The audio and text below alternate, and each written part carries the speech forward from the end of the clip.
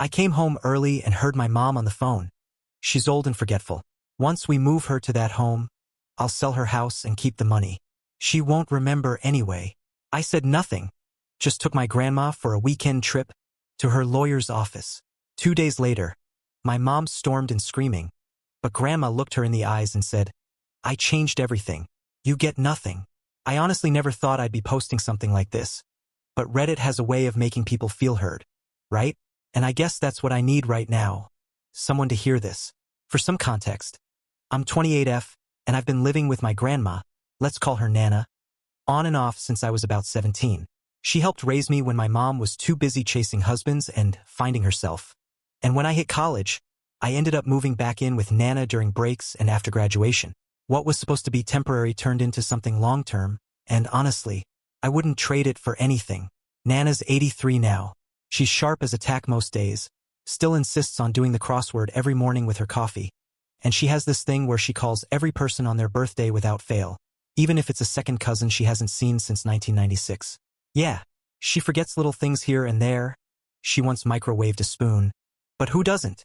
My mom, 54F, on the other hand, has always had this cold streak.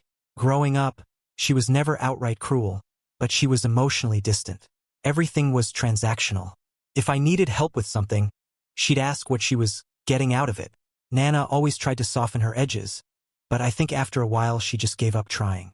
Anyway, fast forward to about a month ago. I'd gone out to brunch with a friend and came home earlier than expected because she had to leave for work. As I walked up to the front door, I heard voices from inside. My mom's car was in the driveway, which wasn't unusual. She visits Nana maybe once a week, usually with a list of errands Nana can do for her. Ironic, right? I was about to go in like normal when I paused because I heard my name. Then I heard Nana's name, and that's when everything changed. Mom was on the phone with someone, I'm assuming her boyfriend, Todd, based on the tone, and I swear these were her exact words. "She's old and forgetful. Once we move her to that home, I'll sell her house and keep the money. She won't remember anyway." Katie Me has no clue. She thinks this is all about helping. I stood there frozen. I don't know how long I waited, but once I heard her end the call and walk toward the kitchen, I quietly backed away from the door and drove off. Couldn't breathe. I felt like I was going to throw up. This woman, my mother, was plotting to shove my Nana into a care home without even talking to her about it.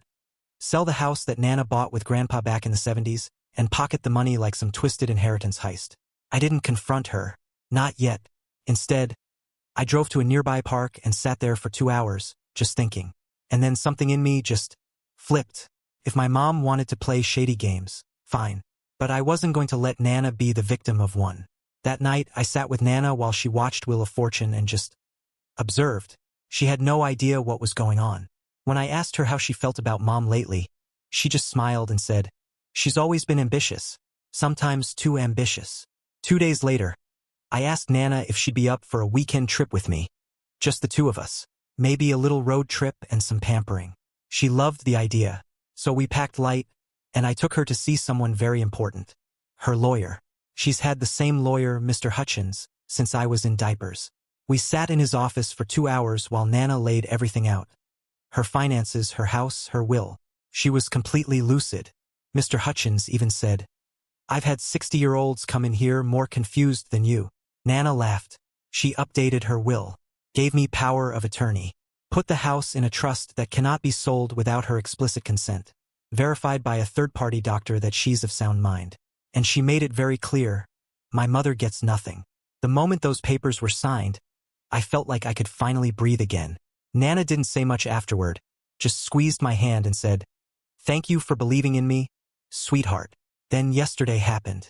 I came home from work to find my mom inside the house, screaming. Apparently, she had come over to talk to Mom and discovered the changes. She found the folder on the dining table. Nana had left it out by accident. When I walked in, she was red-faced, eyes wild, waving the papers like she was in some courtroom drama. "You manipulative little brat," she shouted. "How dare you do this behind my back?" Nana was sitting calmly in her armchair, legs crossed, sipping her chamomile tea like nothing was happening. Then she looked up at my mom and said, clear as day, "I changed everything. You get nothing." Silence. I swear, the air was sucked out of the room. Mom stood there, mouth opening and closing like a fish, before storming out and slamming the door so hard one of the picture frames fell off the wall. Nana turned to me, took a sip of her tea and said, "I suppose it's too late for that weekend spa trip?" We both burst out laughing. So yeah, that's where we're at. I know this isn't the end of it. My mom doesn't let things go. But I'm ready this time. Nana's safe, her future's protected, and Mom's little scheme just blew up in her face. I'll update if anything else happens. Something tells me the fireworks aren't over yet. Edit 1. Wow. Did not expect this kind of response. Thank you all for the awards and kind words. A few things people have asked about. Is Nana mentally competent? 100% yes. She had to take a brief cognitive assessment before making the legal changes, and she aced it. Her lawyer wouldn't have gone through with anything otherwise. Was what we did legal? Yes, completely. Nana was of sound mind, made all her decisions without pressure, and signed every document herself. What about the house? It's now in a trust. My mom can't touch it. Even if she tried to challenge it, she'd have to prove coercion or that Nana was mentally unfit. Good luck with that. Next update coming soon. Let's just say, Mom's not done yet. Update 1. Hey Reddit. It's been a few days and, as expected, things escalated. Buckle up because my mom did exactly what I feared and then some. So, I took the rest of last week off work to keep an eye on things. Nana was doing okay. Better than okay, honestly. She was more relaxed than I've seen her in years. We spent our mornings sitting on the porch, her sipping her tea while I read emails and tried to act like things were totally normal. Then came Saturday. Around 10:30 a.m., I heard a car door slam. I peeked out the window and felt my stomach drop. My mom was back, but this time she wasn't alone. She had some woman with her. Mid-30s, very Pinterest chic vibe, clipboard in hand, wearing stilettos that made zero sense for our gravel driveway. Yep, she brought a realtor. I met them at the door before they could even ring the bell. Mom immediately launched into her "This isn't what it looks like" voice. "Katie, sweetie, can we just talk? I just want to clear the air. This is Jenna. She's just here for a walkthrough. No pressure." I looked at Jenna. "You know this property isn't for sale, right?" Jenna blinked. Your mother said she was the owner?" I laughed. Like actually laughed. "You might want to check that again. The house is in a trust now and I'm the trustee. You're trespassing." Jenna's eyes went wide. She apologized, backed away, and practically sprinted to her car. Mom, though? She lost it. She shoved the door open and marched right in. "This is my family's house. I grew up here. You think a couple of signatures mean you get to erase me?" Nana, bless her heart, walked in from the sunroom with a scone in one hand and her phone in the other. Calm as ever, she said, "Geraldine, I've already called the police. I suggest you leave." My mom hates being called by her full name. Nana knows this. Mom tried to bluster, yelling about manipulation and elder coercion. But by the time the cops arrived 15 minutes later, she was fully unhinged, shouting, waving her arms, and calling me every name under the sun. One of the officers actually pulled me aside and asked, "Has she done this before?" I just nodded. Long story short, she's now officially banned from the property. Nana filed a restraining order, and we have a security camera set up by the porch in case she decides to come back. The officer who responded said we were completely within our rights. Nana was in tears afterward, not from fear, but frustration. She kept asking, "What happened to her? How did she turn out like this?" I didn't have an answer. And then came Sunday. You'd think things would cool off, right? Nope. We got a visit from cousin Lauren. She's one of those relatives who's always been somewhere between Switzerland and TMZ neutral, but always nosy. She showed up holding a Tupperware of banana bread and wearing that tight smile people get when they're pretending they're not about to say something awful. "I just think," she said over coffee, "maybe this whole situation is a misunderstanding. Your mom's under a lot of stress, and Nana's not getting any younger. Maybe it's time to consider a home." Nana stood up. Let me tell you, watching an 83-year-old woman with a cardigan and orthopedic slippers rise with the force of 1,000 thunderstorms is a moment. "Lauren," Nana said quietly, "you are welcome in my house, but not if you're here to gaslight my granddaughter or guilt-trip me into losing my independence. I may be old, but I'm not fragile. And I'm not going anywhere." Lauren blinked, muttered something about not wanting to cause trouble, and left without touching the banana bread she brought. We gave the bread to the neighbors. Anyway, I'm exhausted. But more than anything, I'm angry. I keep thinking about how many elderly people don't have someone to advocate for them. How many are manipulated, coerced, or emotionally steamrolled into signing away their rights or lives. Nana's lucky. She's got fight in her. She's got me. But not everyone does. So I started looking into elder protection programs in our area. Found a few nonprofits doing really amazing work, and I'm thinking about volunteering. If nothing else, I want to be the kind of person who shows up for someone the way Nana's always shown up for me. Mom's not done. I can feel it. There's too much ego, too much money at stake. But I've got documentation, legal standing, and one seriously fierce grandma on my side. I'll update again soon. Something tells me round 3 is coming, and it's going to get messy. Edit 1. A lot of people asked what the lawyer said after the Saturday incident. Mr. Hutchins was furious. He's already helped us send a formal letter to my mom warning her of further legal action if she tries to interfere again. He's also drafting a cease and desist. Man does not play. Also, for those wondering, yes, Geraldine actually brought listing photos of Nana's house with her to the realtor meeting. Like staged images she'd taken during her last visit. She'd even written a fake description. Charming family home with classic character and ample potential for renovation. Final note. I told Nana about this post. She made me read the comments out loud while she folded laundry. She especially liked the one that said, "Your grandma is an icon." Her response? "Tell them I accept fan mail and baked goods." Update 2. Hey Reddit, back with another update, and I genuinely don't even know how to start this one. You ever think you have the full picture? Like, you know someone inside and out, and then suddenly it's like the camera zooms out and you realize you've been watching the wrong part of the frame the whole time? That was me this week. So, after the restraining order and the attempted open house ambush, things were quiet for a few days. Suspiciously quiet. Nana and I started to exhale a little. We baked muffins. We watched reruns of Murder, She Wrote. Life was, dare I say, peaceful? Then Tuesday morning rolled around. I was working from home, I freelance in graphic design, and Nana was in the garden pulling weeds when the doorbell rang. I checked the camera. No one. Just an envelope on the doormat. I brought it inside. It was handwritten. No return address, just my name on the front in neat, weirdly familiar handwriting. Inside, a 2-page letter from my dad. Now here's where it gets weird. My dad hasn't been in the picture for years. Like, I know his name and we've exchanged exactly 3 texts since 2014.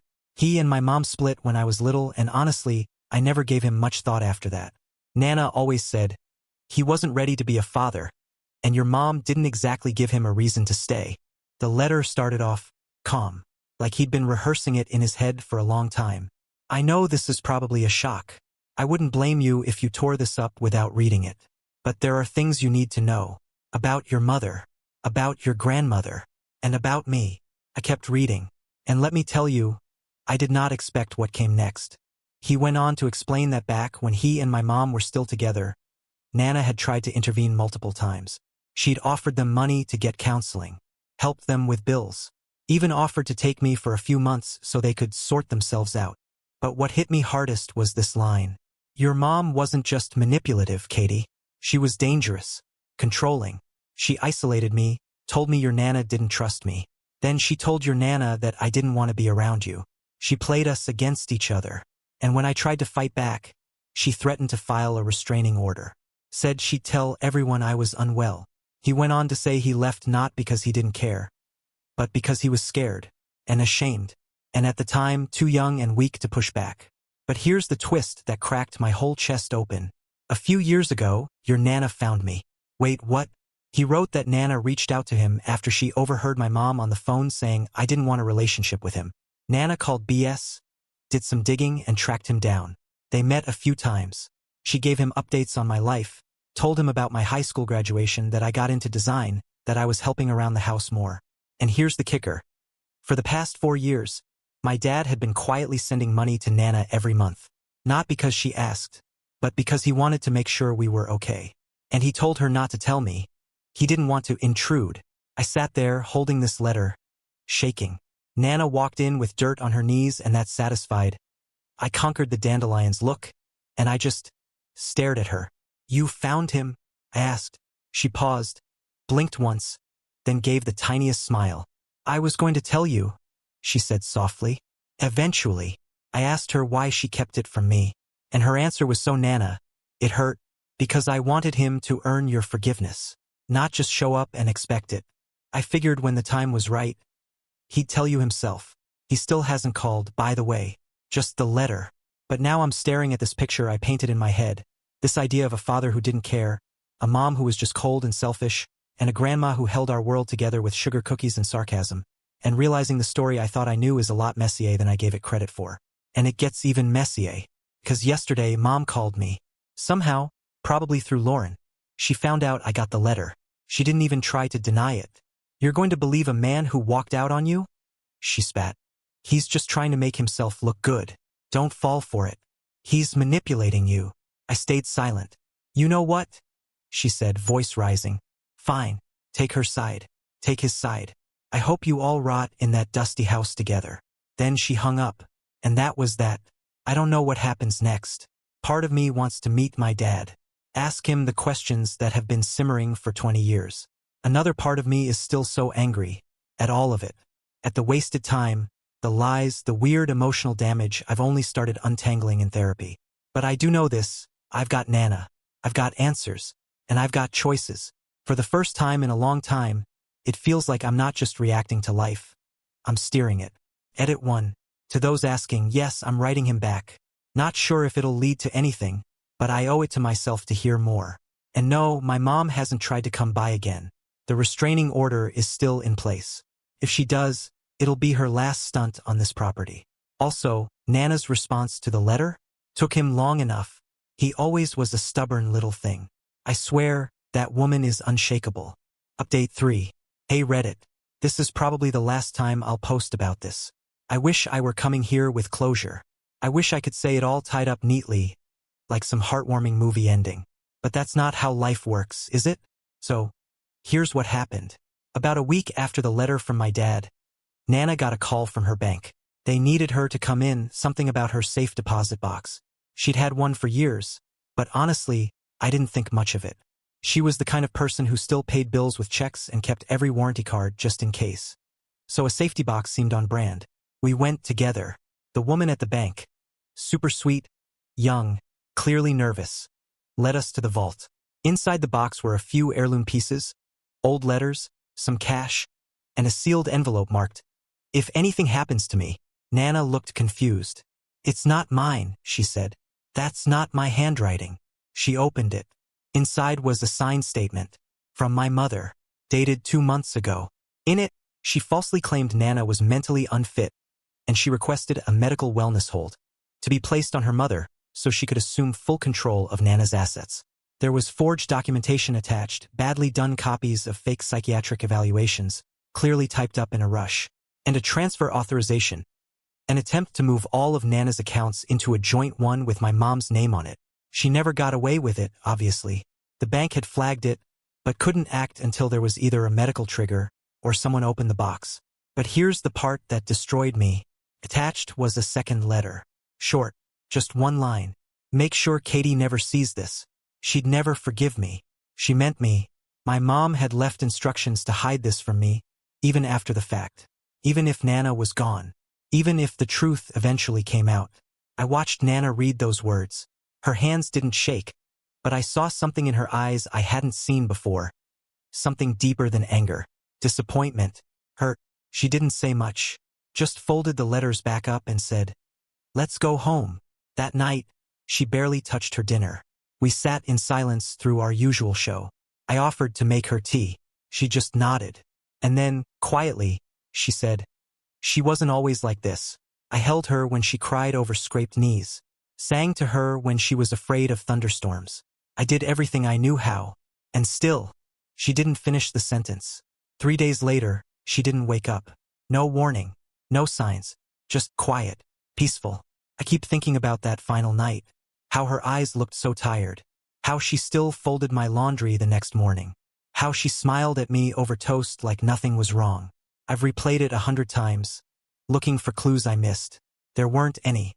The last thing she ever said to me was, "Take care of your heart, sweetheart. It's braver than you think." My mother didn't come to the service. She texted me a week later asking if The house situation was resolved. I didn't answer. I buried Nana's ashes in the community garden she helped build back in the 80s. Planted her favorite flower, lilacs, above the spot. She always said they reminded her of fresh starts. I've kept the trust exactly as she intended. The house will be turned into a shared living space for older women who have nowhere else to go. I'm calling it Lillian's Porch. That was Nana's first name. No one ever called her that but Grandpa. As for my mom, she's cut off. Entirely. Financially. Emotionally. Legally. She's reached out a few more times, voicemails, passive-aggressive emails. I haven't responded. She can scream into the void for all I care. Nana left her nothing but memories. And maybe that's the cruelest thing of all. Because she'll have to live with the truth now. That the woman she betrayed gave her more chances than she ever deserved. That her daughter chose the one person who never gave up on anyone. And that love, when tested, isn't always soft. But sometimes, it's the hardest, sharpest thing in the world. I miss Nana every single day. But she left this world on her own terms. And she left me with the strength to do the same. Edit 1. To everyone who's followed this story, thank you. Seriously.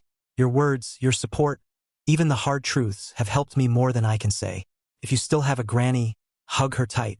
Call her. Show up. Because you never know when the last good morning will be the last one. And if you're someone who's been manipulated, dismissed, pushed aside, please know this. You can break the cycle. You can start again. You can choose to love better than you were loved. Nana taught me that. I'll spend the rest of my life trying to live up to it.